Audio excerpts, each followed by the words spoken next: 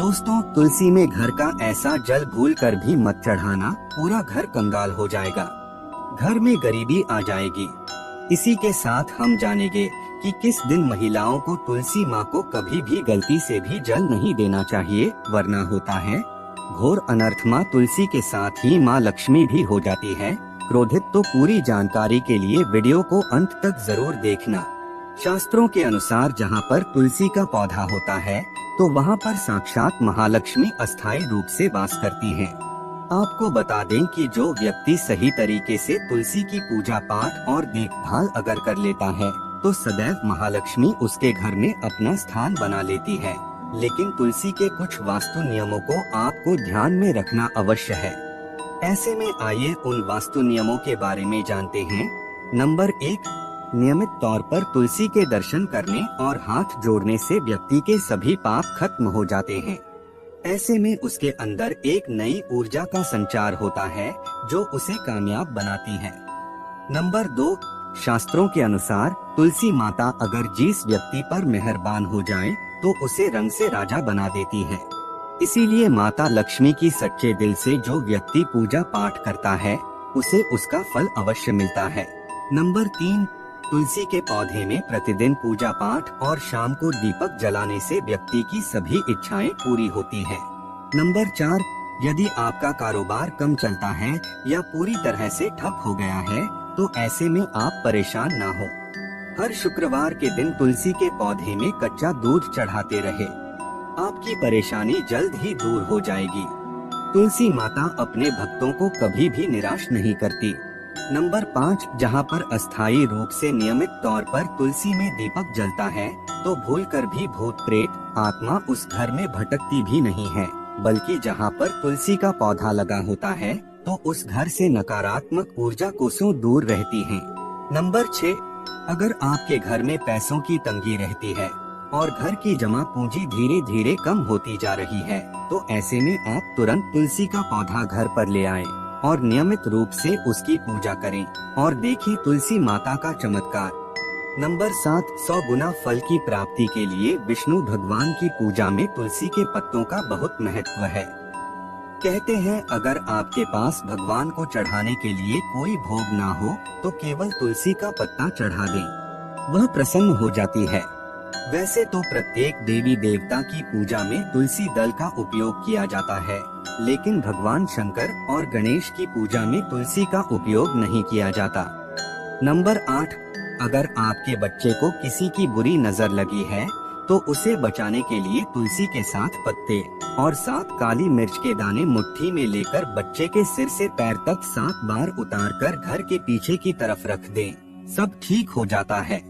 ये आपको clockwise direction में घुमाना है, यानी घड़ी की सुई की दिशा में उतारनी है।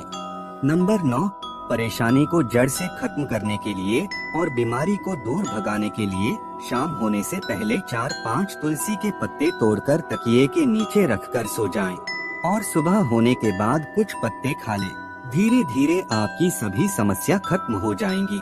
ऐसे में बचे हुए पत्ते फिर से तकिए के नीचे रखकर सो जाएं और सुबह खा लें। ये नियम अपनाएं और देखें चमत्कार। नंबर 10, ज्योतिष शास्त्र के अनुसार कहा जाता है कि तुलसी की माला पहनने से बुध और गुरु ग्रह बलवान हो जाते हैं। ज्योतिष के अनुसार कहा जाता है कि तुलसी की माला पहनने से सभी प्रकार के सुख मिलते हैं और कोई बुरी नजर कभी नहीं लगती। तुलसी की माला पहनने से पहले इसे गंगाजल और धूप दिखाना चाहिए। तुलसी की माला पहनने से पहले मंदिर में जाकर श्री हरि की पूजा करनी चाहिए। जो लोग तुलसी की माला पहनते हैं तो उन्हें प्याज और लहसुन और मांस मदिरा का सेवन छोड़ देना चाहिए। नंबर 11, यदि आपका हर कार्य सफल हो जाता है तो ऐसे में आप तुलसी के पौधों की जड़ को लेकर उसे गंगाजल से धो लें। इसके बाद ही इसकी ठीक तरह से पूजा करें और फिर पीले कपड़े में बांध कर रख दे। धीरे धीरे आपकी सभी समस्याओं का अंत हो जाएगा। नंबर 12, जो व्यक्ति तुलसी के पाउडर का इस्तेमाल करते हैं तो वो हमेशा भयंकर से भयंकर बीमारी से बचा रहता है, तो उसी का पाउडर कई अनेकों बीमारियों को जड़ से खत्म करता है। नंबर 13, जो व्यक्ति सच्चे दिल से तुलसी विवाह करवाता है तो सभी देवी देवताओं की कृपा उस पर बरसती है। तुलसी माता से देव उसके साथ रहती है और उसके हर बिगड़े कार्य को पूरा कर देती है। नंबर 14, तुलसी को कौन सी दिशा में रखें, आइए जानते हैं। वास्तु शास्त्र के अनुसार तुलसी का पौधा लगाने के लिए उत्तर दिशा या उत्तर पूर्व दिशा या फिर पूर्व दिशा का चुनाव करना चाहिए। सबसे उत्तम है। नंबर 15, तुलसी का पौधा कभी भी घर पर लाए तो बृहस्पतिवार के दिन ही लाए और सुबह के समय ही लगाएं। और ऐसे में गलती से भी तुलसी के नीचे ना ही शिवलिंग को रखें और ना ही गणेश की प्रतिमा को। इस बात का विशेष ध्यान रखें कि तुलसी पर कभी भी गंदा यह अशुद्ध जल नहीं चढ़ाना चाहिए। हमेशा साफ शुद्ध जल का ही उपयोग करें। अगर जो पानी पीने के लायक ना हो तो ऐसे जल का उपयोग ना ही करें, जिससे जल को आप पीने के लिए उपयोग कर सकते हैं। ऐसे जल से ही तुलसी को पानी देना चाहिए। इसके अलावा कुछ और बातों पर भी ध्यान देने की जरूरत है। अगर आपने घर की तुलसी छत पर रखी है तो निश्चित रूप से आपके घर की उत्तर दिशा में चींटियां निकलनी शुरू हो जाएंगी। घर की उत्तर दिशा में कहीं ना कहीं दरारें पड़नी भी शुरू हो जाएंगी। जिन लोगों के घर पर तुलसी का पौधा नहीं होता, वहाँ पर कबूतर अपना घोंसला बना लेते हैं। इसे बुरे केतु की निशानी माना जाता है।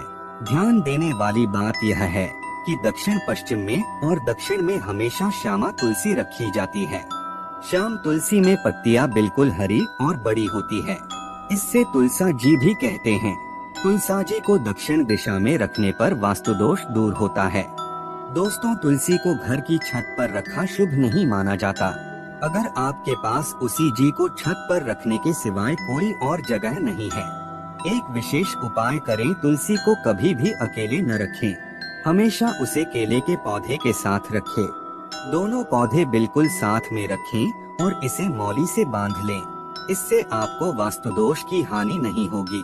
सबसे ज्यादा जो महिलाएं सवाल पूछना चाहती हैं, वे ये हैं कि क्या मासिक धर्म के दौरान तुलसी की पूजा की जा सकती है?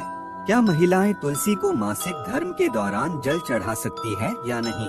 तो चलिए इसके बारे में भी जान लेते हैं।